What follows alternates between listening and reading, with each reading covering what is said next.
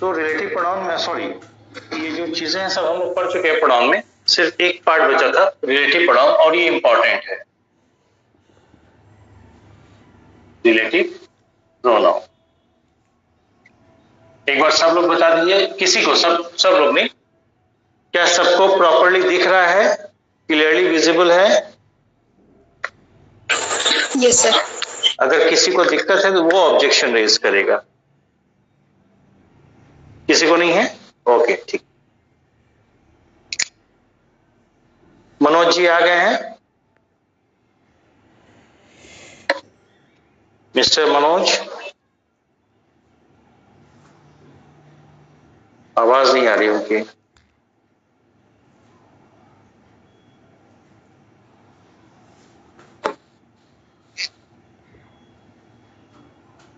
आज पूजा आई तो आप आला नहीं आई?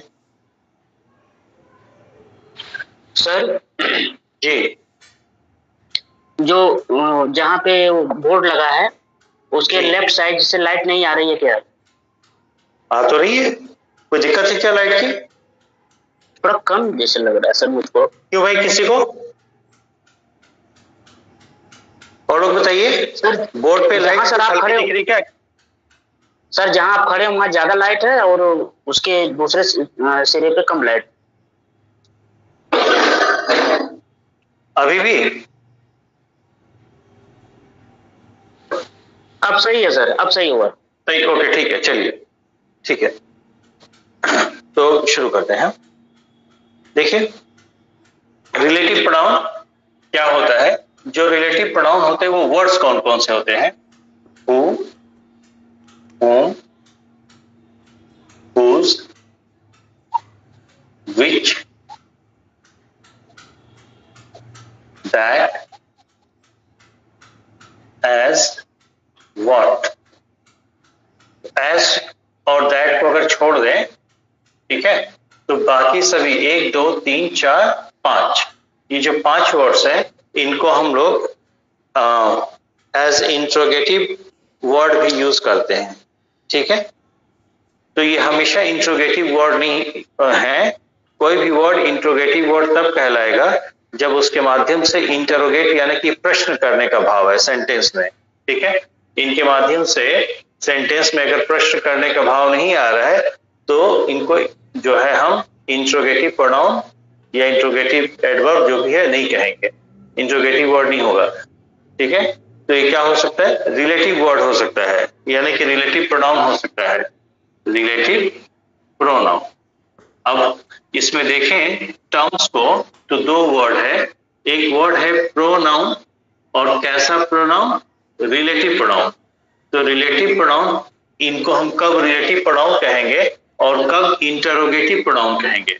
जब ये सेंटेंस में इंटरोगेट यानी कि क्वेश्चन करने का भाव देंगे तो इंटरोगेटिव प्रोनाउन कहलाएगा, ठीक है। जब ये सेंटेंस में किन्हीं 2 पार्ट का या 2 क्लॉज प्रॉपर्टी कहें तो 2 क्लॉज का रिलेशन बनाने का काम करेगा तब इसको हम रिलेटिव प्रोनाउन कहेंगे, ठीक है। तो ये रिलेशन बनाता किसका है? तो पहली बात तो रिलेटिव प्रोनाउन सेंटेंस में कहां रहेगा? सबऑर्डिनेट क्लॉज में रहेगा, सबऑर्डिनेट क्लॉज। जहां मैंने क्लॉज लिखा है वहां सबको पूरा दिख रहा है? No sir. कट तो नहीं ना? नो सर, आ गया सर। ओके ठीक है, सबऑर्डिनेट क्लॉज में रहेगा।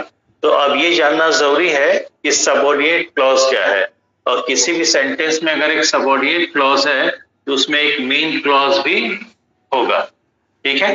तो सबसे पहले रिलेटिव प्रोनाउन को अच्छे तरह से समझने के लिए जरूरी है कि हम समझे सबऑर्डिनेट क्लॉज, और सबऑर्डिनेट क्लॉज से पहले जरूरी है कि हम समझे क्लॉज क्या होता है, ठीक है। तो ये जो बेसिक चीजें हमें आज 2-3 चीजें सीखनी है। क्या बोले? What is a phrase, what is a clause, ठीक है, and what is a sentence, ठीक है। या क्लॉज सेंटेंस में डिफरेंस क्या होता है, ठीक है, ओके।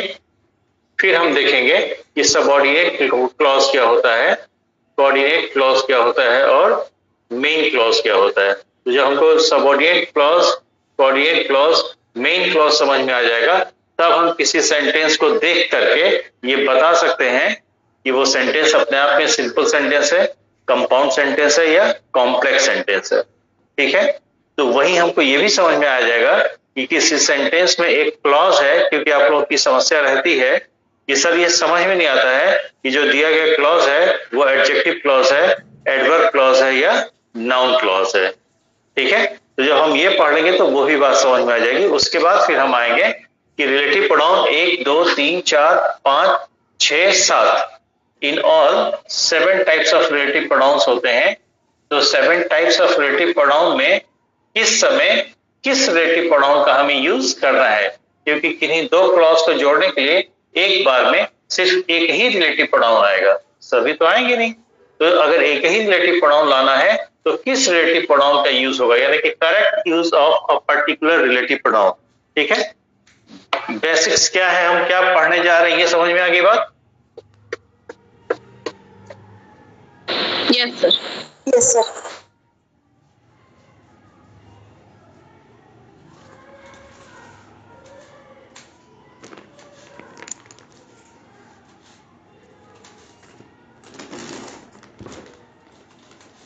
देखिए कुछ एग्जांपल्स लेके हम चलते हैं। ठीक है, जैसे एक कैजुअल सा एग्जांपल देते हैं, वही मैं दे देता हूं। मेरे हाथ में क्या है, कलम है। ये किस चीज की कलम है, कैसी कलम है, बोले प्लास्टिक की कलम है। तो क्या मैं इसको कह सकता हूं this is a plastic pen. ठीक है, इसमें पेन क्या है, नाउन है, और कोई भी वर्ड जो नाउन के बारे में बताता है या नाउन को क्वालिफाई करता है, इंग्लिश ग्रामर में उसी को हम एडजेक्टिव कहते हैं। ठीक है, तो प्लास्टिक वर्ड यहाँ पे नाउन को क्वालिफाई कर रहा है, इसलिए यहाँ पे क्या हो जाएगा, एडजेक्टिव हो जाएगा। This plastic as an adjective is a single word. ठीक है, पर क्या इस सेंटेंस को हम ऐसे भी लिख सकते हैं, this pen is made of plastic।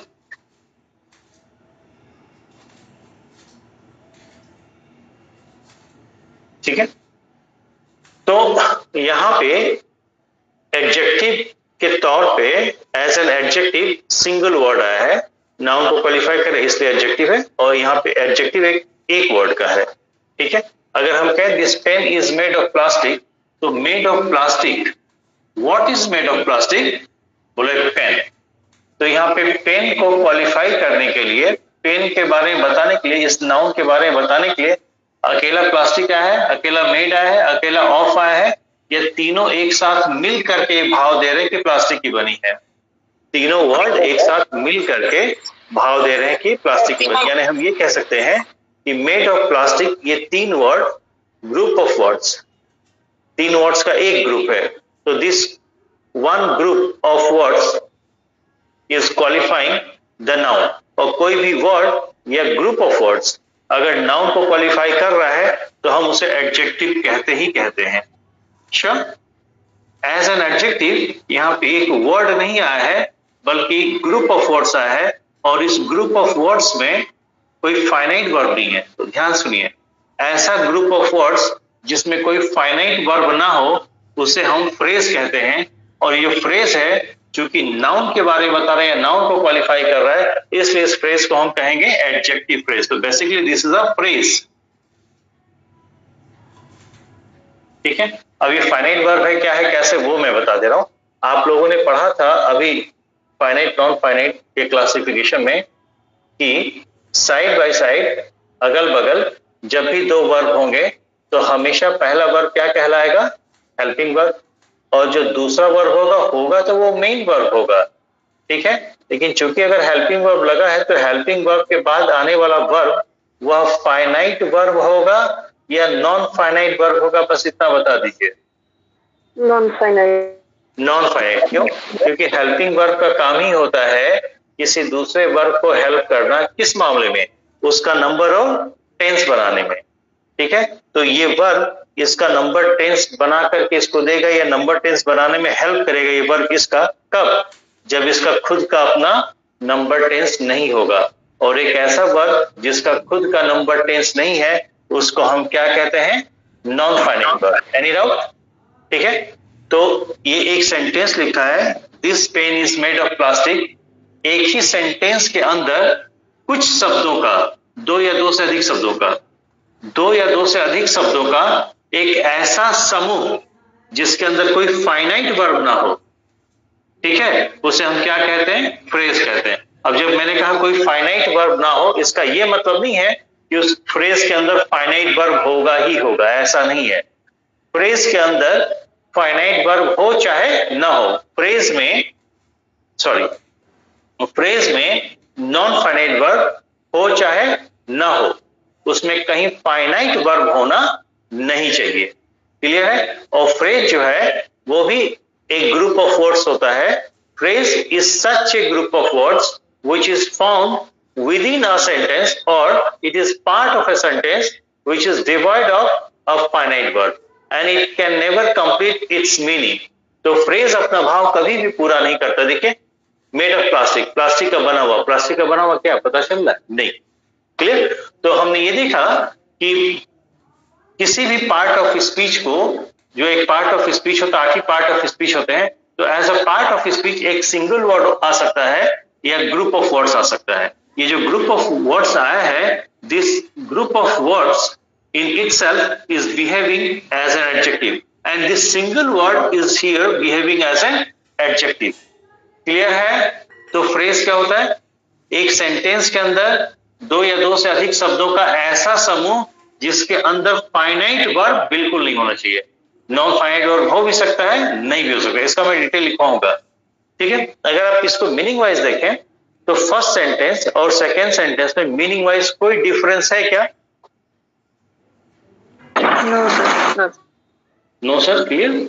Okay, एक सेंटेंस और लिख रहा हूं मैं।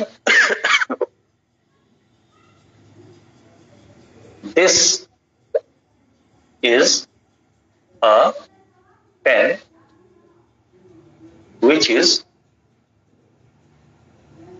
which is made of plastic, made of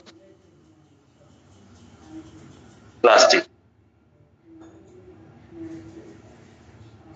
ठीक है, पहले तो ये देख के बताइए, यहां पे दो सेंटेंस लिखा गया है या एक सेंटेंस लिखा गया है? यस, एक सेंटेंस एक सेंटेंस है। ठीक है, यहाँ दो सेंटेंस नहीं है। ठीक है, क्योंकि दो सेंटेंस तब होता जब एक सेंटेंस पूरा होगा तो उसके बाद कोई ना कोई फुल स्टॉप या क्वेश्चन मार्क लगेगा। यहाँ बीच में कहीं फुल स्टॉप या क्वेश्चन मार्क या मार्क ऑफ एक्सक्लामेशन नहीं लगा है। ठीक है, तो ये पूरा का पूरा एक ही सेंटेंस है। ठीक है, लेकिन अगर इसको ब्रेक करें तो ध्यान से देखिए, दिस इज अ पेन, इतना जो हमने निकाला ये सेंटेंस है या इस पूरे सेंटेंस का एक पार्ट है, एक हिस्सा है? इस पूरे सेंटेंस का जो this is a pen which is made of plastic, इतना पूरा सेंटेंस है, दिस से लेकर प्लास्टिक तक। ठीक है, तो पूरा सेंटेंस तो इतना है, लेकिन ये जो अंडरलाइन किया मैंने, this is a pen, this is a pen अपने आप में एक सेंटेंस है या एक बड़े से सेंटेंस का एक हिस्सा है?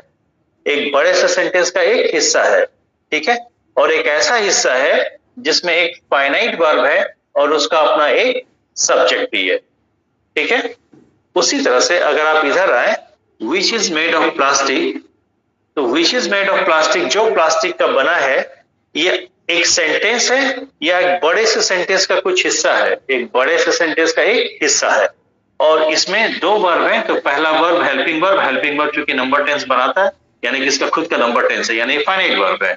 ये एक फाइनाइट वर्ब हो गया और इसका ये क्या हो गया? सब्जेक्ट हो गया। तो आपने देखा यहाँ पे, चलिए अब ऐसे बात करते हैं, विच इज मेड ऑफ प्लास्टिक जो प्लास्टिक का बना है, जो प्लास्टिक का, जो क्या क्या प्लास्टिक का बना है? ये पूरा का पूरा इतना जो पार्ट है वो नाउन को क्वालिफाई कर रहा है, और नाउन को क्वालिफाई कर रहा मतलब ये काम किसका कर रहा है? एडजेक्टिव का। हाँ या ना? ठीक है, ओके।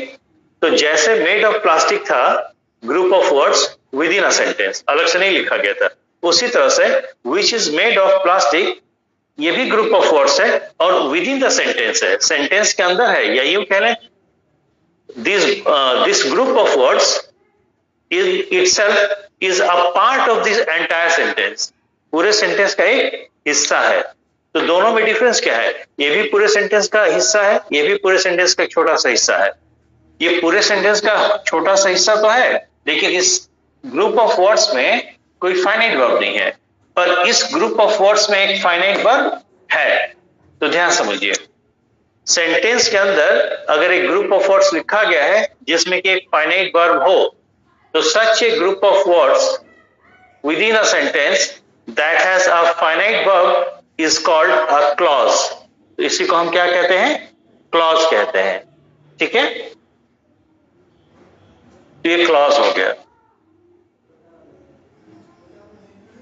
तो क्लॉज, और चूंकि ये क्लॉज जो है, ध्यान से देखिए किसकी खासियत, जो प्लास्टिक की बना है, जो प्लास्टिक का बना है, प्लास्टिक का क्या बना है?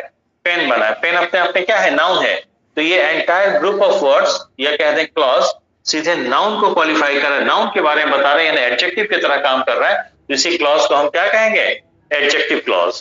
तो फिलहाल हम आपको ये नहीं बताना चाहते हैं कि adjective clause, adverb clause, noun clause क्या है। मैं सिंपली आपको ये बताना चाहता हूं कि फ्रेज क्या होता है और क्लॉज क्या होता है।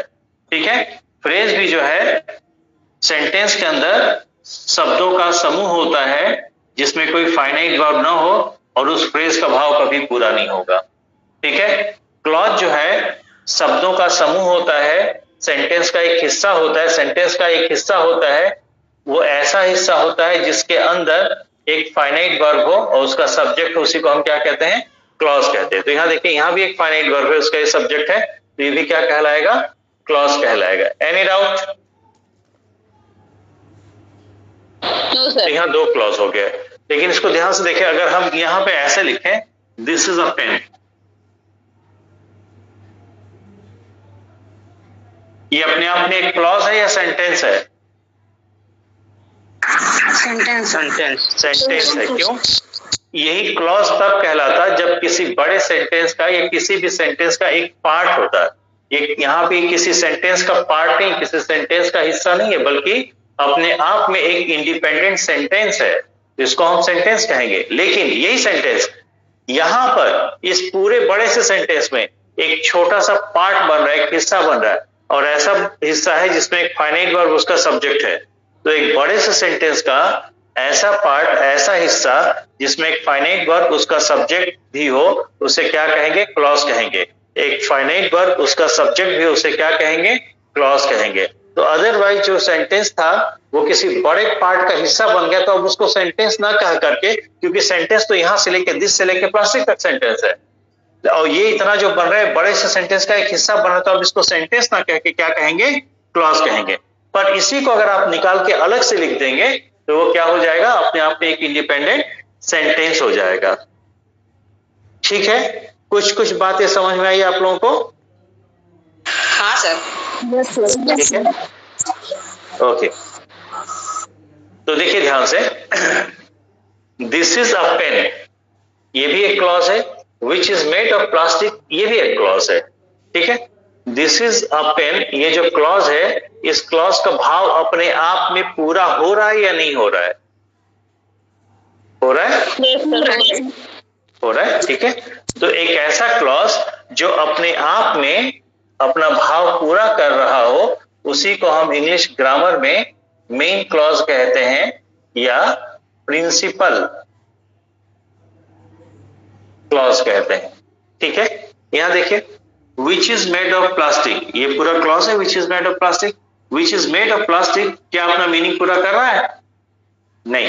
ठीक है, तो ये क्लॉज अपना मीनिंग पूरा नहीं कर रहा है, बल्कि जो प्लास्टिक का बना है, जो क्या, ये अपना भाव पूरा करने के लिए दूसरी पूरा एंटायर क्लॉज अपना भाव पूरा करने के लिए इस क्लॉज पे डिपेंडेंट है, यानी अपने आप में अपना भाव पूरा करने के लिए सक्षम नहीं है। तो एक ऐसा क्लॉज जिसका भाव पूरा ना हो अपने आप में, उसे हम सबऑर्डिनेट कहते हैं। सबऑर्डिनेट का मतलब ये तो द्वयम दर्जा, अधीनस्थ, सबऑर्डिनेट क्लॉज। तो क्लॉज क्या होता है, समझ में आया? सबऑर्डिनेट क्लॉज क्या होता है ये समझ में आया? मेन क्लॉज क्या होता है समझ में आया? कोई दिक्कत? तो यहां से ये पता चल रहा है कि जो क्लॉज होता है, क्लॉज अपना भाव पूरा कर भी सकता है और अपना भाव पूरा नहीं भी कर सकता है। ठीक है, तो क्लॉज के भाव के आधार पे क्लासिफाई किया गया है कि कोई ऐसा क्लॉज जो अपना भाव पूरा करे उसको मेन क्लॉज या प्रिंसिपल क्लॉज कहते हैं, और कोई ऐसा क्लॉज जो अपना भाव पूरा ना करे उसे सबऑर्डिनेट क्लॉज कहेंगे। Any doubt? No sir. ठीक है, अनिल, मनोज, आप लोगों को कोई दिक्कत? Puja, Mithilesh sir? No sir. नहीं सर, कोई दिक्कत। ठीक है, ये कौन थे? मनोज जी, आपने उनको भेजा क्या जिनको आप लिंक भेजने के लिए बोल रहे थे?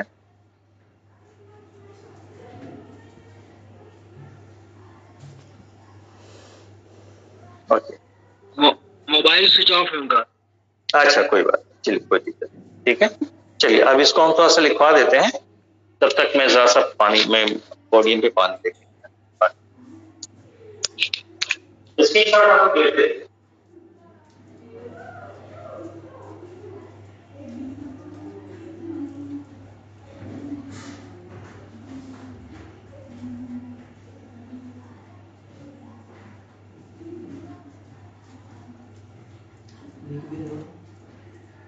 प्रेम जी।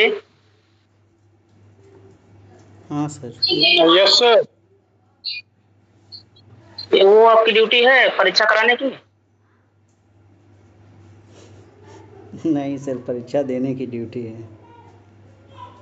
अच्छा सर, ये वो मेरा बीपीएससी में एग्जाम दिलवाने लगा है। ठीक।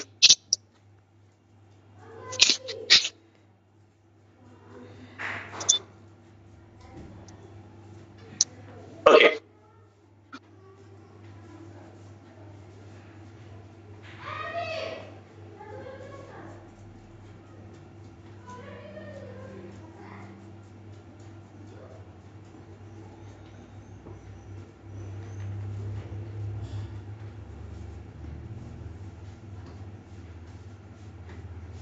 तो देखिए हम अभी ये देखे हैं कि जो फ्रेज होता है, phrase is also a group of words, clause is also a group of words and sentence is also a group of words. तो कहीं ग्रुप ऑफ वर्ड्स लिखे गए हैं तो हम कैसे क्लासिफाई करेंगे कि जो ग्रुप ऑफ वर्ड्स हैं वो सेंटेंस है, क्लॉज है या फ्रेज है? आइए देखते हैं। ठीक है, sentence,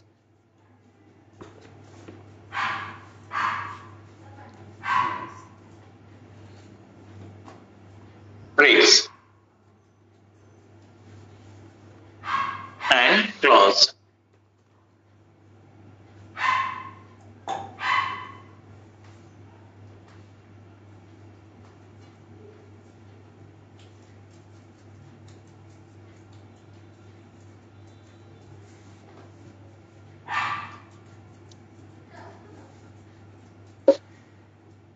Am I audible? Yes, sir. Okay. Very clear sir. ये अभी एक कॉल आ रही थी ना, इस वजह से मैं पूछ लिया। तो देखिए जो सेंटेंस होता है, जहां मैं लिख रहा हूं वहां दिख रहा है आप लोगों को? Yes sir. Yes? Okay. Okay. Sentence, number 1 point. Sentence is a group of words. Phrase is also a group of words. Phrase is a group of words.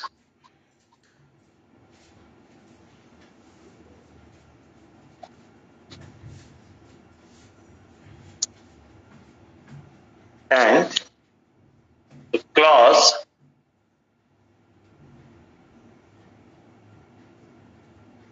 is a group of words. A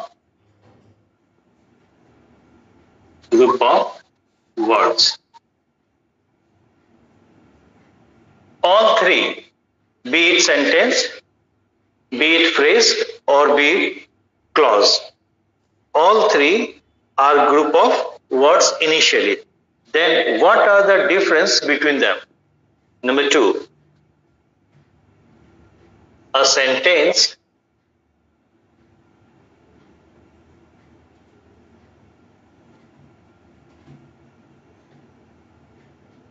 has at least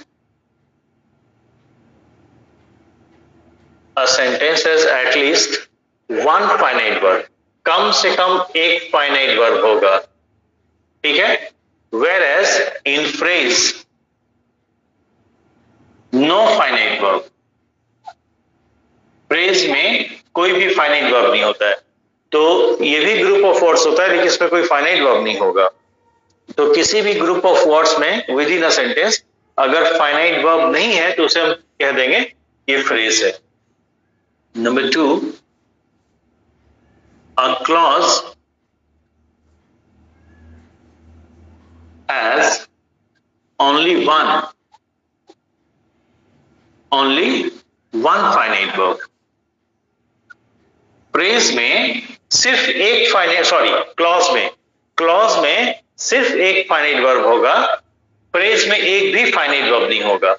और phrase भी group of words है within a sentence, clause भी group of words है within a sentence. तो sentence के अंदर यदि कुछ शब्दों के समूह को अंडरलाइन या हाईलाइट कर दिया जाता है और आपसे पूछा जाता है कि बताइए जो अंडरलाइन पार्ट है या जो highlighted part of the sentence है whether it is a clause और अ फ्रेज, तो आपको कुछ नहीं करना, सिर्फ ये देखना है कि उसके अंदर फाइनाइट वर्ब तो नहीं है. अगर फाइनाइट वर्ब है तो क्लॉज हो जाएगा, फाइनाइट वर्ब नहीं है तो फ्रेज हो जाएगा.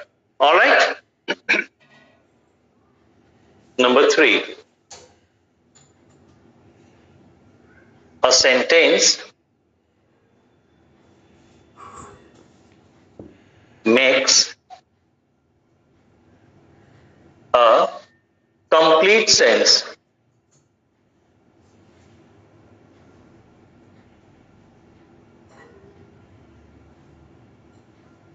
a sentence makes a complete sense. Third point, in the phrase part, a phrase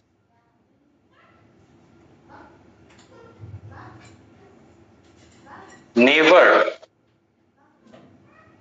इसको हाईलाइट कर दिया, a phrase never completes its meaning.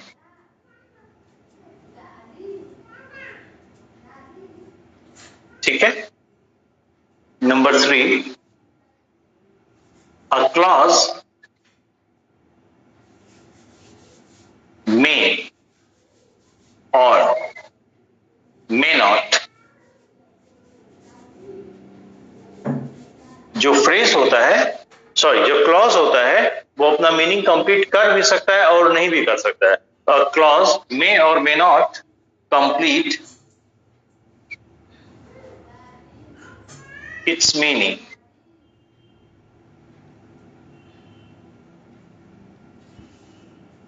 ठीक है.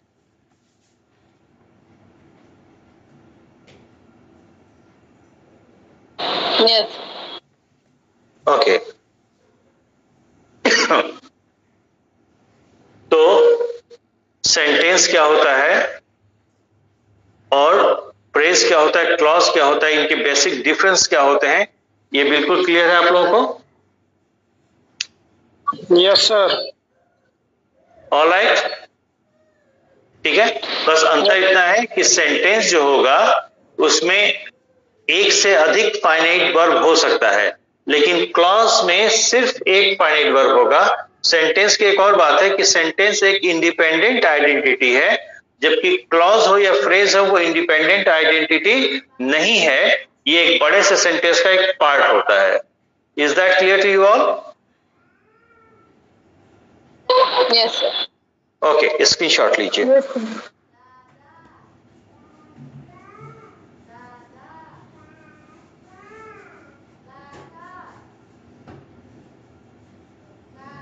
ठीक है, आगे बढ़े.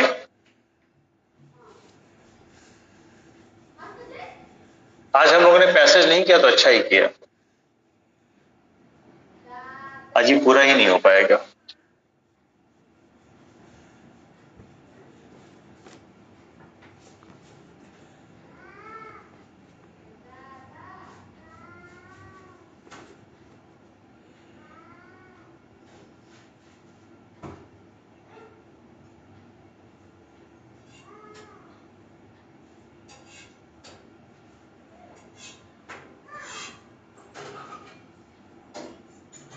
देखिए जो सेंटेंस हमने इनिशियली लिखा था उसी को मैं रिपीट कर रहा हूं। दिस इज अ पेन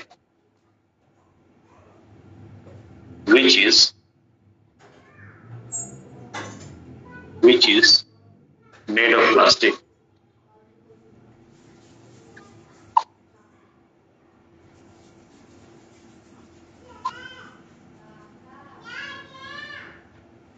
थोड़ा सा हल्का दिख रहा है इंक।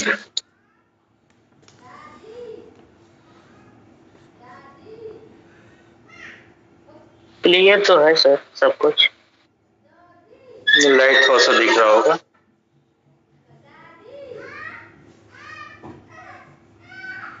Yes, sir. ओके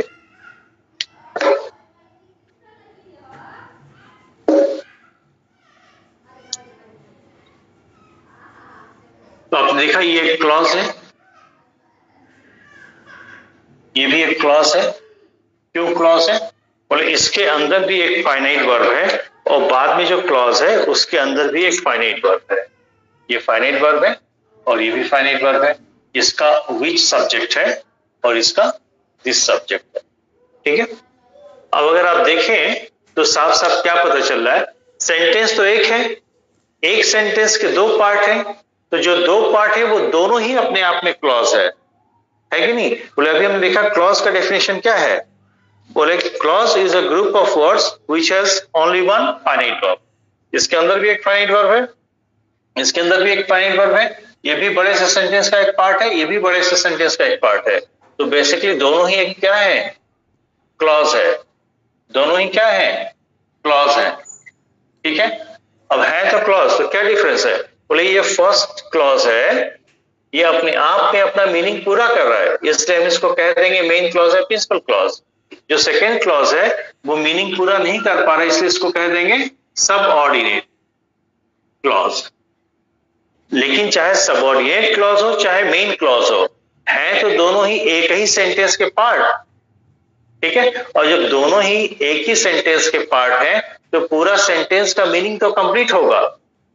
ठीक है, और पूरे सेंटेंस का मीनिंग तब तक, क्योंकि ये जो क्लॉज है ये क्लॉज अपना भाव पूरा नहीं कर पा रहा है, जबकि पहला पूरा कर पा रहा है, लेकिन पूरे सेंटेंस का भाव तो पूरा होना चाहिए। ठीक है, तो होगा क्या कि ये जो खासियत, ये पूरा का पूरा क्लॉज स्पेन की खासियत बता रहा है, तो ये क्लॉज तो अलग हो गया, ये क्लॉज अलग हो गया। तो बेसिकली एक सेंटेंस में दो क्लॉज हैं और दोनों क्लॉज यूं ही छूटे रहेंगे, अलग अलग रहेंगे, तो सेंटेंस का भाव नहीं पूरा होगा। ये जरूरी है सेंटेंस का भाव पूरा होने के लिए कि दोनों क्लॉज आपस में कोऑर्डिनेशन बनाए। ठीक है, तो होता क्या है कि इस क्लॉज का संबंध, सबऑर्डिनेट क्लॉज का संबंध मेन क्लॉज से कौन बना रहा है? विच, जो। जो कौन? पेन। हाँ या ना? बोली भाई। Yes, तो sir. सबऑर्डिनेट क्लॉज का मेन क्लॉज से रिलेशन कौन बना रहा है? विच बना रहा है। तो विच एक काम तो ये कर रहा है, फंक्शन वाइज की रिलेशन बना रहा है।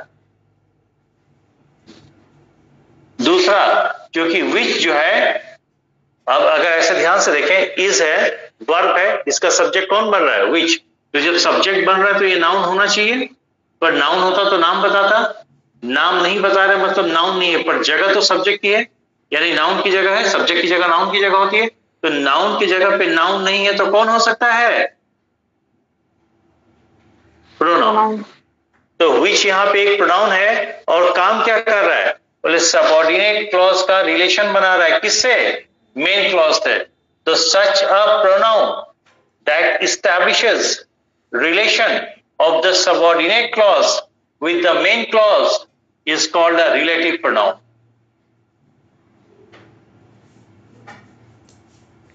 Relative एक ऐसा प्रोनाउन जो रिलेशन बनाए। रिलेशन किसका बनाएगा? रिलेशन किन्हीं दो का एस्टैब्लिश होगा, है ना? रिलेशन किसका बनाएगा? सबऑर्डिनेट क्लॉज का। किससे? मेन क्लॉज से। क्लियर है? तो एक ऐसा प्रोनाउन जो रिलेशन बनाता हो, संबंध स्थापित करता हो, किसका? सबऑर्डिनेट क्लॉज का मेन क्लॉज से, उसी को हम क्या कहते हैं? रिलेटिव प्रोनाउन कहते हैं। Am I clear to you all? Yes, sir. Yes, बोलिए sir. भाई, ठीक है। तो जितने भी रिलेटिव प्रोनाउन होते हैं, ठीक है, उनका काम ही होता है रिलेशन बनाना। किसका रिलेशन बनाएंगे? सबऑर्डिनेट क्लॉज का। किससे? मेन क्लॉज से, ठीक है।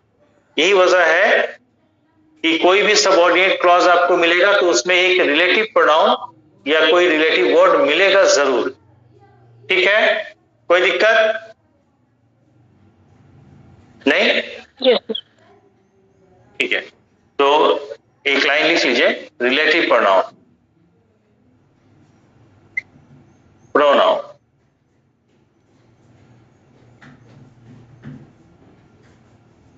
Such a pronoun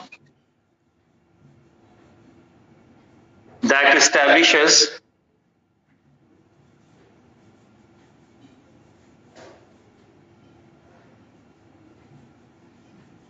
relation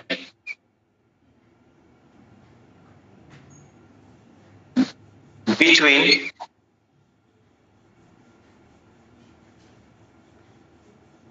a subordinate and a main clause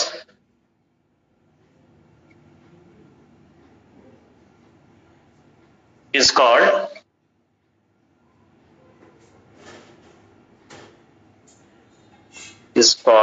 a relative pronoun. Any doubt, any question, any confirmation?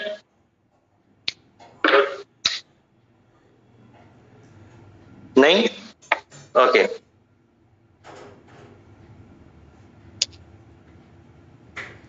Screenshot लीजिए, आगे बढ़ते हैं।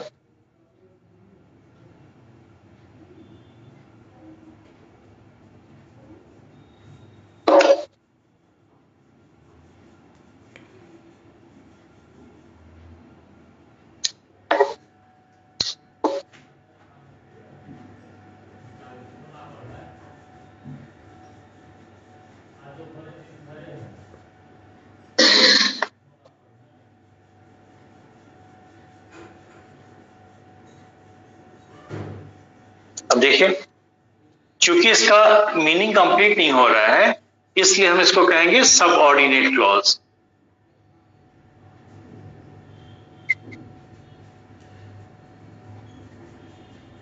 या चूंकि ये अपने आप में आत्मनिर्भर नहीं है अपना भाव पूरा करने के लिए, since this clause is not independent for completing it's meaning, यानी कि इंडिपेंडेंट नहीं है तो क्या है? डिपेंडेंट है अपना भाव पूरा करने के लिए। किस पे? मेन क्लॉज पे। इसलिए इसको हम डिपेंडेंट क्लॉज भी कहते हैं।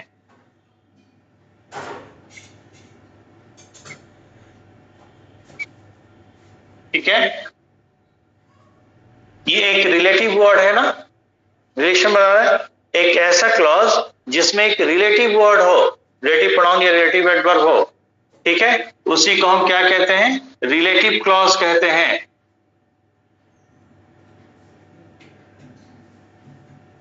ये आप लोगों के एग्जाम में एक बार पूछा था कैसा क्लॉज है, ऑप्शन में रिलेटिव था, ठीक है। ये आपका मेन क्लॉज हो गया, या इसी को हम प्रिंसिपल कहते हैं।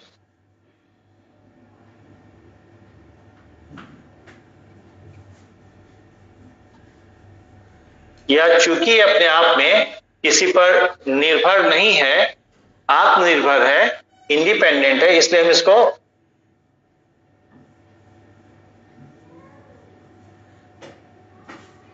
इंडिपेंडेंट क्लॉज भी कहते हैं।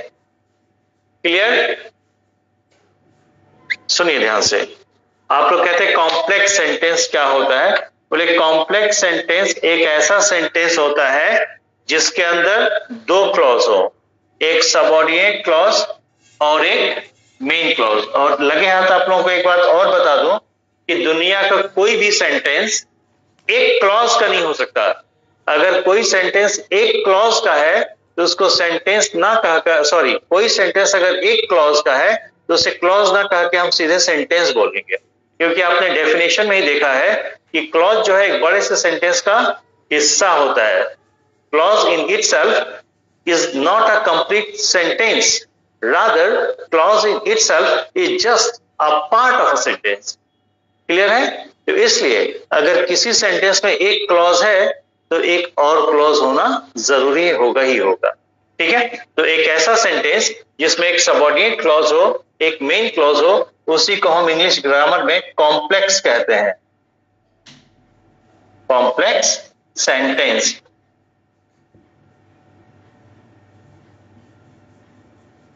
ठीक है? Yes. Complex sentence. ऑलराइट?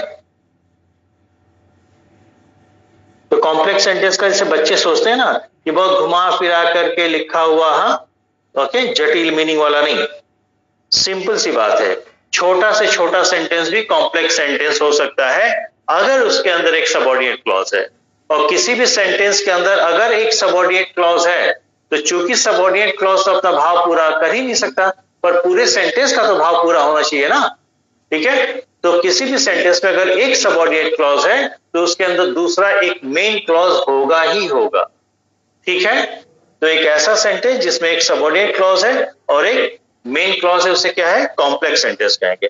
एक और इंपॉर्टेंट बात, हम लोगों की आदत बन चुकी है, अगर किसी ने पूछा कि जो गिवन सेंटेंस है, ठीक है, वो कॉम्प्लेक्स है, कंपाउंड है या सिंपल है, तो हमने कुछ चीजें रट ली हैं क्या कि विच है, व्हाट है, दैट है, हु है, हुम है, हुज है, एज है। अगर ये है तो ये इंडिकेटर है कॉम्प्लेक्स सेंटेंस होने का। हाँ, होता है, it is correct in 99% of the cases, but not in 100% of the cases. ठीक है? ये हमेशा सही हो ये जरूरी नहीं है, क्योंकि जब आपको डिफाइन किया गया है सबऑर्डिनेट क्लॉज तो ये नहीं बताया गया है कि एक ऐसा क्लॉज जिसमें हु हो, व्हिच हो, एज हो, दैट हो, व्हाट हो, ये नहीं बताया गया डेफिनेशन में। सबऑर्डिनेट क्लॉज के डेफिनेशन में आपको ये बताया गया है क्या कि एक ऐसा क्लॉज, चूंकि भाषा है भाव देगा, अंग्रेजी एक भाषा है, भाषा के माध्यम से भाव व्यक्त किया जाता है, तो एक ऐसा सेंटेंस, सॉरी, एक ऐसा क्लॉज जिसका भाव पूरा ना हो, जिसका सेंस कंप्लीट ना हो, उसे आप क्या कहेंगे? Subordinate clause. उसमें हु, व्हाट, हाउ, व्हिच हो भी सकता है और नहीं भी हो सकता है। क्लियर है? Yes, sir. Yes. ठीक है? क्योंकि हम लोग की आदत पड़ गई ना रिलेटिव प्रोनाउन को, रिलेटिव एडवर्ब को देख करके हम बता देते हैं कि सबऑर्डिनेट क्लॉज है। कई बार जो है रिलेटिव एडवर्ब या रिलेटिव प्रोनाउन को हम ओमिट भी कर देते हैं, लिखते ही नहीं है। तो जब आप सेंटेंस को पढ़ेंगे तो उसमें आपको ये रिलेटिव वर्ड दिखेंगे नहीं, हु, व्हिच, व्हाट, दैट, तो आपको लगेगा ये तो है ही नहीं, तो ये कॉम्प्लेक्स नहीं होगा। ठीक है? तो कॉम्प्लेक्स सेंटेंस को पकड़ने का सीधा सीधा तरीका है क्या? सॉरी, हाँ, कॉम्प्लेक्स सेंटेंस को बोले उसमें सबऑर्डिनेट क्लॉज है कि नहीं।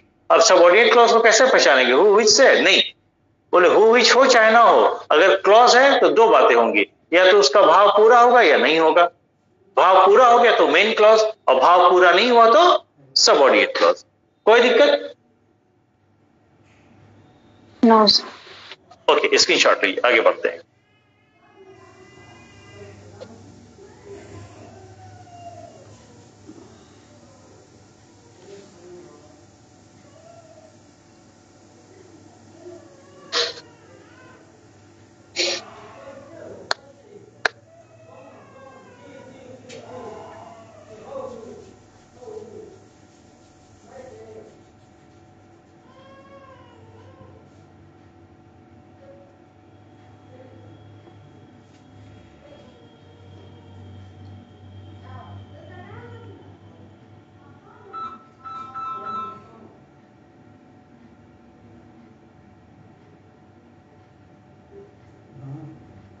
This is a pen which is made of plastic. ठीक है?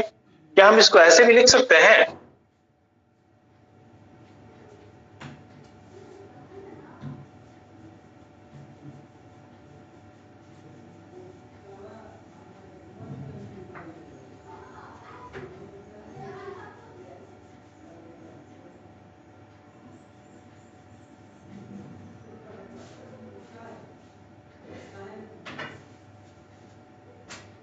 जो सेंटेंस नंबर 1 लिखा गया है उसका जो मीनिंग है और सेंटेंस नंबर 2 का जो मीनिंग है, क्या मीनिंग वाइज दोनों सेंटेंस में कुछ मीनिंग वाइज डिफरेंस है?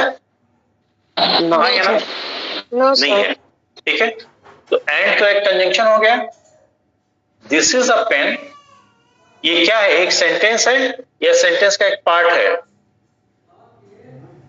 सेंटेंस का एक पार्ट है। सेंटेंस का एक पार्ट है। ठीक है, तो अब इसको हम सेंटेंस नहीं कहेंगे, ठीक, क्योंकि सेंटेंस तो दिस से लेके वहां प्लास्टिक तक है, पर ये एक फाइनाइट वर्ब है कि नहीं, और इसका ये सब्जेक्ट है। तो सेंटेंस का ऐसा पार्ट जिसमें सिर्फ एक फाइनाइट वर्ब एक सब्जेक्ट है, तो क्लॉज कहेंगे। This pen is made of plastic, this pen is made of plastic, ये एक सेंटेंस है, सेंटेंस का पार्ट है, सेंटेंस का पार्ट। सेंटेंस का एक पार्ट है, और इसमें भी एक फाइनाइट वर्ब है और उसका सब्जेक्ट है। ठीक है, तो सेंटेंस का इतना सा हिस्सा, ये इतना सा पार्ट जिसमें एक फाइनाइट वर्ब उसका सब्जेक्ट हो, उसे आप क्लॉज कहेंगे कि नहीं कहेंगे? अब जब क्लॉज है तो दो बातें हो सकती हैं कि क्लॉज का भाव पूरा हो सकता है या अधूरा हो सकता है। देखते हैं, दिस इज अ पेन, इस क्लॉज का भाव पूरा है या अधूरा है? पूरा है। पूरा है, इसको मेन क्लॉज कह दे रहे हैं। This pen is made of plastic, इसका भाव पूरा है कि अधूरा है? पूरा है। पूरा है, भाव सर। ठीक है, तो इसको भी हम कह दें मेन क्लॉज। ठीक है, अब मुझे ये बताइए, अनलाइक अ सबऑर्डिनेट क्लॉज, क्या इसमें से कोई भी ऐसा क्लॉज अपना भाव पूरा करने के लिए किसी दूसरे क्लॉज पे आश्रित है, डिपेंडेंट है? No sir. No sir. तो क्या हम ये कह सकते हैं कि यहाँ दोनों ही क्लॉज इक्वल रैंक के हैं, बराबर रैंक के हैं, बराबर डिग्री के हैं? Yes sir. Yes sir. Yes sir. तो जब एक ही सेंटेंस में दो क्लॉज हो और दोनों में से कोई भी किसी से न कम हो न ज्यादा हो, ठीक है, यहाँ दोनों का रैंक बराबर हो, तो बराबर को हम कहते हैं कोऑपरेटिव सुना होगा, को एजुकेशन सुना होगा, बराबरी की हिस्सेदारी, कोऑर्डिनेट। ठीक है, क्लॉज।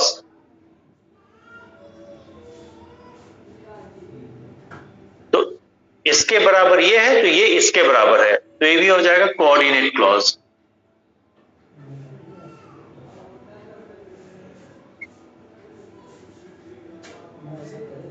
तो एक ऐसा सेंटेंस जिसमें दो क्लॉज हो और दोनों ही क्लॉज बराबर के रैंक के हो, कोई ना किसी से कम हो ना ज्यादा हो, तो उसी को हम कोऑर्डिनेट कहते हैं। और चूंकि बराबर के रैंक के इसलिए है कि ये भी इंडिपेंडेंट है, ये भी इंडिपेंडेंट है, तो हम इसको भी मेन क्लॉज कह सकते हैं और इसको भी मेन क्लॉज कह सकते हैं, मेन या प्रिंसिपल क्लॉज।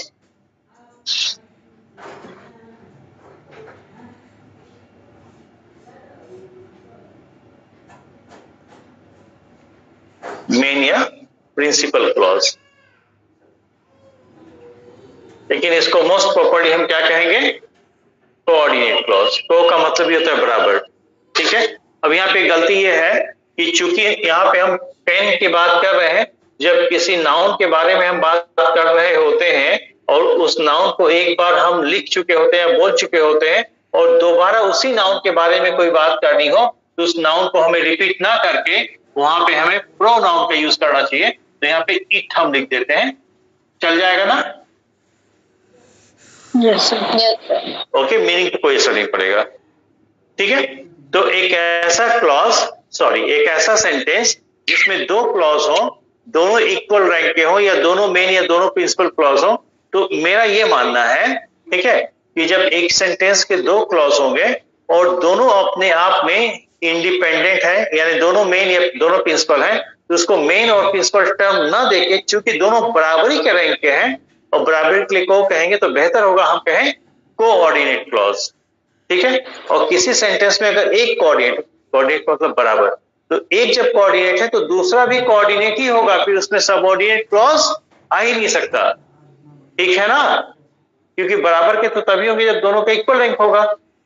ठीक, तो एक ऐसा सेंटेंस जिसके अंदर दो कोऑर्डिनेट क्लॉज हो या दोनों ही मेन क्लॉज हो, उसे इंग्लिश ग्रामर में बोला गया है कंपाउंड सेंटेंस।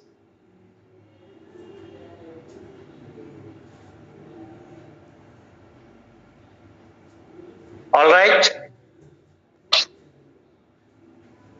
Yes. क्लियर है?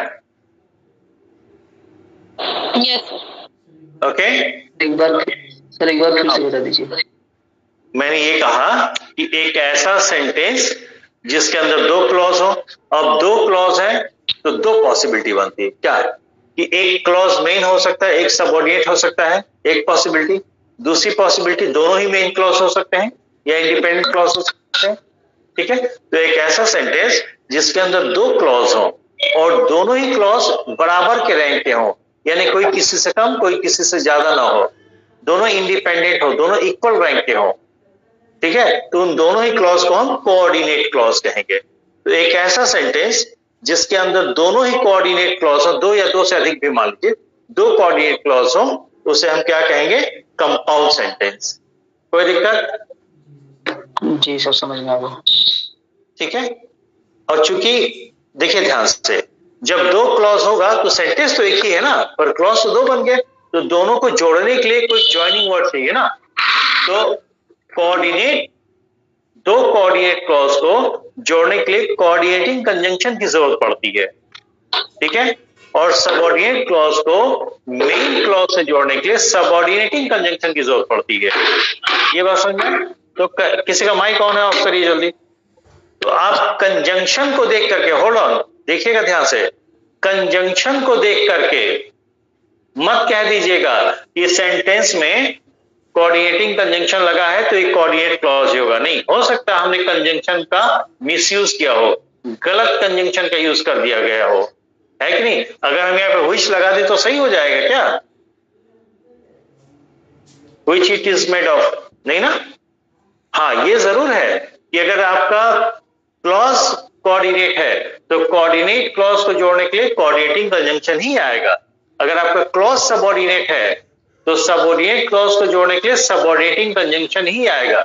लेकिन अगर कहीं हमने कंजंक्शन का मिसयूज कर दिया होता, गलत कंजंक्शन डाल देता, तो आप कंजंक्शन को देख के नहीं कह सकते कि ऐसा क्लॉज है। क्लियर? Yes. ओके, अगर हम यहाँ बिकॉज लगा दें तो बिकॉज तो एक सबऑर्डिनेटिंग कंजंक्शन होता है, तो क्या बिकॉज को देख के आप कह देंगे कि सबऑर्डिनेट क्लॉज है? नहीं, वहां पे कंजंक्शन का एरर बन जाएगा। ठीक है ना? Yes, sir. यस अब ध्यान से देखिए, sentence number 1, sentence number 2, meaning wise कोई डिफरेंस है क्या? No sir. No sir. ठीक है,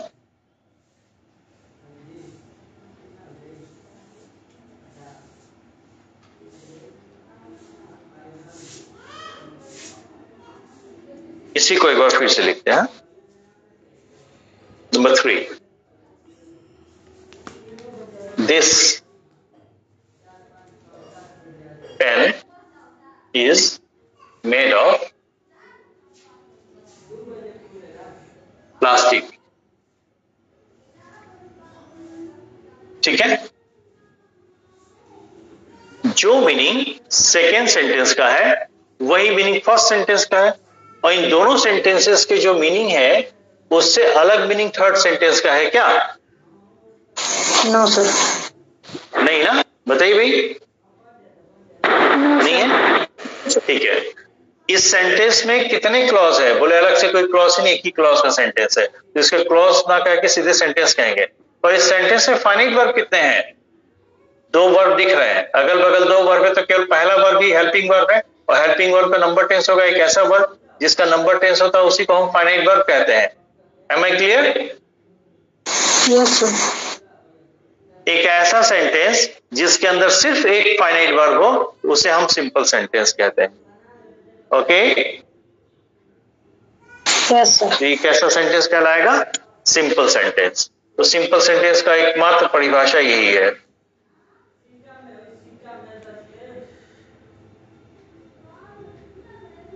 ठीक है, कि एक ऐसा सेंटेंस जिसके अंदर सिर्फ एक फाइनाइट वर्ब हो उसे क्या कहेंगे? Simple sentence. जनरली हमें एक ऐसा इंप्रेशन मिलता है, फॉल्स इंप्रेशन, क्या कि छोटा सेंटेंस है तो सिंपल होगा। नहीं, सिंपल सेंटेंस 12 लाइन का हो सकता है, प्रोवाइडेड उसमें सिर्फ वर्ब एक हो, फाइनाइट वर्ब एक हो, ठीक है। कॉम्प्लेक्स सेंटेंस 5 वर्ड का हो सकता है, प्रोवाइडेड कि उसमें एक सबऑर्डिनेट क्लॉज होना चाहिए। क्लियर है? Yes sir. ये ट्रांसफॉर्मेशन का पार्ट है। कैसा पार्ट है? देखिए, ट्रांसफॉर्मेशन में होता क्या है कि सेंटेंस के फॉर्मेट को या स्ट्रक्चर को या प्रारूप को बदल देते हैं, और इस प्रकार से सेंटेंस के स्ट्रक्चर को हम बदलते हैं कि उसका स्ट्रक्चर तो बदल जाए लेकिन उसका सेंस जरा भी ना बदले, ठीक है। जो मीनिंग थर्ड सेंटेंस का है वही मीनिंग सेकंड का, वही मीनिंग फर्स्ट सेंटेंस का है, यानी तीनों सेंटेंसेस के मीनिंग एक दूसरे के बराबर है। श्योर? किसी ने एग्जाम में ये सेंटेंस दे दिया, this pen is made of plastic, और उसने कहा कि transform this simple sentence into a compound sentence, तो ये होगा कि नहीं? Sentence number 2। या ये ना कहकर ये कहा कि transform this simple sentence into a complex sentence, तो फर्स्ट वाला सेंटेंस बनेगा कि नहीं? या फर्स्ट सेंटेंस जो कॉम्प्लेक्स है वो दे दिया, आपको इंस्ट्रक्शन दे दिया कि transform this simple sentence transform this complex sentence into a simple sentence, तो ये बनेगा। या transform this complex sentence into a compound, तो ये बनेगा। क्यों भाई, क्लियर है? Yes sir. ओके, तो ये ट्रांसफॉर्मेशन के भी पार्ट में आता है। सिंथेसिस क्या होता है, ठीक है, वो देख लीजिए। सिंथेसिस का मतलब होता है जोड़ना। अगर हम दो सेंटेंस लिखें तो हम ये लिखेंगे, दिस इज अ पेन, ठीक है। इट इज या दिस इज, जो भी, this is made of plastic, this ना लिखे, मैं इट लिख देता हूं, it is made of plastic. ये दो अलग अलग सेंटेंस हैं। किसी ने कहा कि synthesize these two sentences into one, तो बस इतना ही अगर इंस्ट्रक्शन दिया कि दो सेंटेंस को सिंथेसाइज करके एक बना दो, उससे ये नहीं कहा कि सिंपल बनाना है कि कॉम्प्लेक्स बनाना है कि कंपाउंड बनाना है। पर जब एक बनाना है तो सिंपल ऐसे बनेगा। पर जैसे आईएएस वगैरह में सीपीएफ असिस्टेंट कमांडेंट वगैरह की एग्जाम में रिटन इंग्लिश आती है, तो उसमें सेंटेंस इंस्ट्रक्शन दे देगा कि इसको कॉम्प्लेक्स में ट्रांसफॉर्म करो, या कंपाउंड में कंबाइन करो, या सिंथेसाइज करो। तो जब इसको आपको कह देगा कि combine this to sentences into one, making the sentence a complex one, ठीक है। तो आपको ये ध्यान देना है कि कॉम्प्लेक्स सेंटेंस इनको जोड़ करके सेंटेंस एक बनना चाहिए, पर वो एक सेंटेंस कैसा बनेगा? कॉम्प्लेक्स। और कोई भी सेंटेंस कॉम्प्लेक्स तब कहलाएगा जब उसके अंदर एक सबऑर्डिनेट क्लॉज होगा। क्लियर? ओके, ठीक है। ओके, आगे बढ़े थोड़ा। ओके,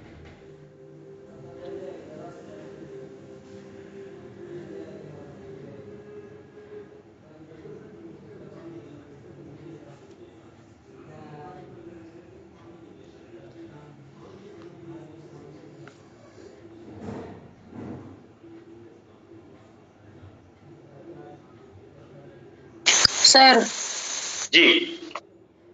सर ये समझ में तो आ गया, कॉम्प्लेक्स सेंटेंस कंपाउंड, इसमें छोटा सा नोट्स लिखवा दीजिए सर। जल्दी लिखो, बोल दूं मैं? जी जी ठीक है। A sentence that has only one finite verb is a simple sentence. तुम तो प्रैक्टिस बैच में हो ना, वहां जब प्रैक्टिस करवाएंगे सब हो जाएगा ना, परेशान टेंशन ना लो, फिर भी लिखवा दे, ठीक है। Number 2, such a sentence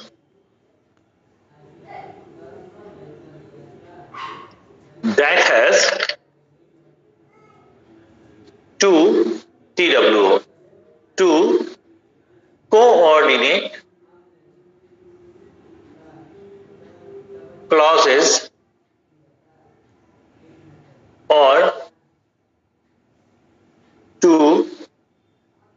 many clauses is called a compound sentence. Okay? Next. A sentence which has one subordinate clause and a main clause is called a complex sentence. Clear? Still any doubt? Still any doubt to anyone? No, sir, done. Okay.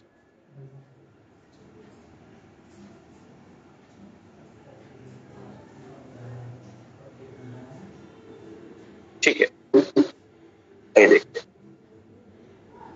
तो आप लोगों ने देखा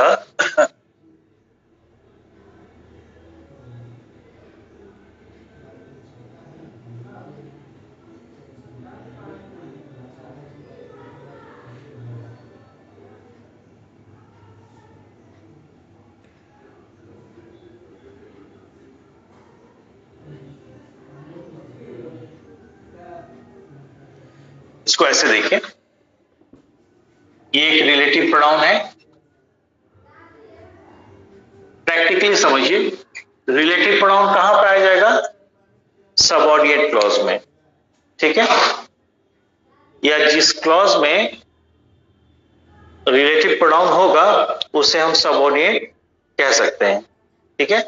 या relative clause भी उसे कहते हैं, अभी आपने देखा, ठीक है? क्योंकि ये प्रोनाउन है, प्रोनाउन का काम ही होता है किसी दूसरे नाउन को रेफर करना, यस और नो? तो ये प्रोनाउन हमेशा किसी न किसी दूसरे नाउन को रेफर करता है।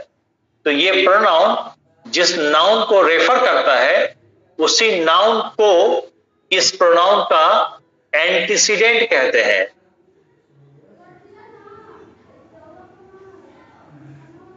Antecedent of relative pronoun.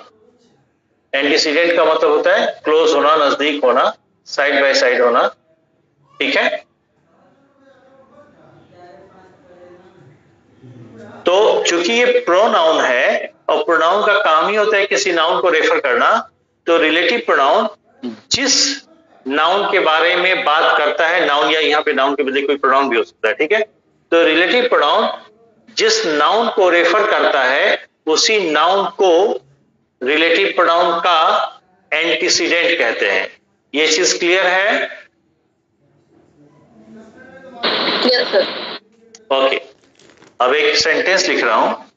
This is I who is your teacher. ये मैं हूं जो तुम्हारा टीचर है, ठीक है? तो हु इज योर टीचर, यहां पे कौन का भाव दे रहे हैं? जो का भाव दे रहा है। हु, जो का भाव दे रहे हैं। जो का भाव। अगर ये इंट्रोगेटिव होता तो पूछने वाला भाव देते, यानी कि कौन का भाव देता, ठीक है? तो कौन का भाव देता तब इंट्रोगेटिव हो जाता, और जो का भाव दे रहा है इसलिए इंट्रोगेटिव नहीं है बल्कि रिलेटिव है। और प्रैक्टिकली आप लोग देख सकते हैं, इधर एक क्लॉज है, इधर एक क्लॉज है, सबऑर्डिनेट क्लॉज चूंकि हु, जो आपका टीचर, जो कौन पता ही नहीं चल रहा है, ठीक है? तो ये अपना भाव पूरा नहीं कर रहा, जबकि यहाँ पे फाइनाइट वर्ब है। तो क्लॉज है, भाव पूरा नहीं कर रहा है, तो सबऑर्डिनेट क्लॉज है, ठीक है? अब ध्यान से देखिए, आप लोगों ने सब्जेक्ट वर्ब एग्रीमेंट पढ़ा है, तो जो भी फाइनाइट वर्ब होता है उसका एक पर्सनल सब्जेक्ट होता है, और फाइनाइट वर्ब का जो पर्सनल सब्जेक्ट होता है, फाइनाइट वर्ब अपने पर्सनल सब्जेक्ट से एग्री करता है, जो आप लोग सब्जेक्ट वर्ब एग्रीमेंट में पढ़े थे। तो एक फाइनाइट वर्ब है कि नहीं, और फाइनाइट वर्ब है तो इसका अपना खुद का एक पर्सनल सब्जेक्ट होगा, और ये पर्सनल सब्जेक्ट से एग्री करेगा। जो तुम्हारा टीचर है तुम्हारा टीचर कौन है? हु है या आई है?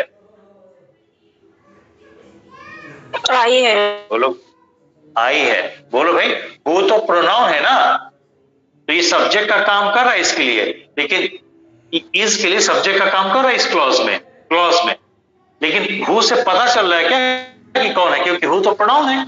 तो प्रोनाउन तो आप लोगों ने पढ़ा ही है कि प्रोनाउन जो है किसी न किसी नाउन को या किसी दूसरे प्रोनाउन को रेफर करेगा, ये सुना, ठीक है।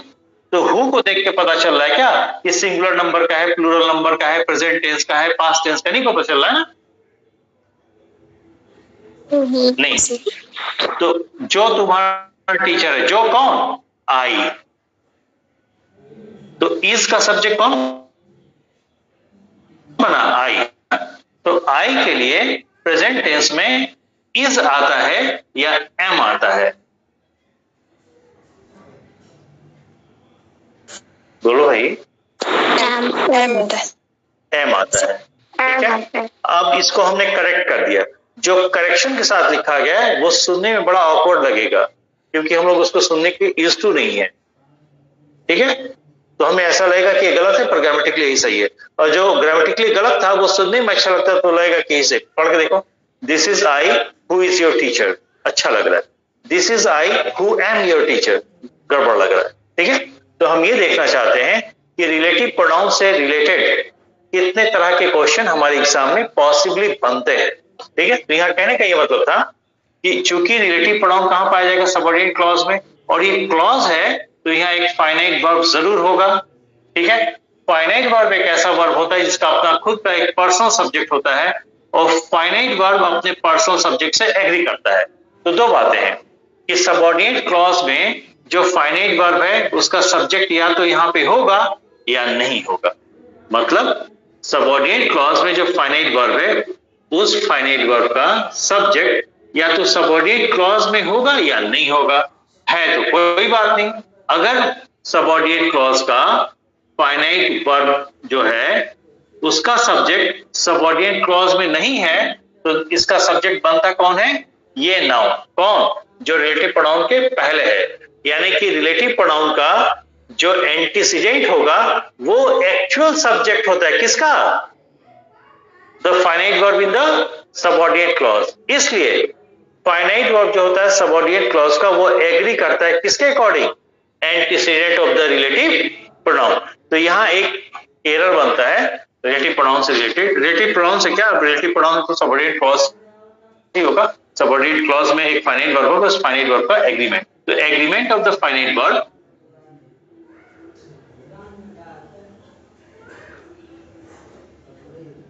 agreement of the finite verb in the subordinate clause.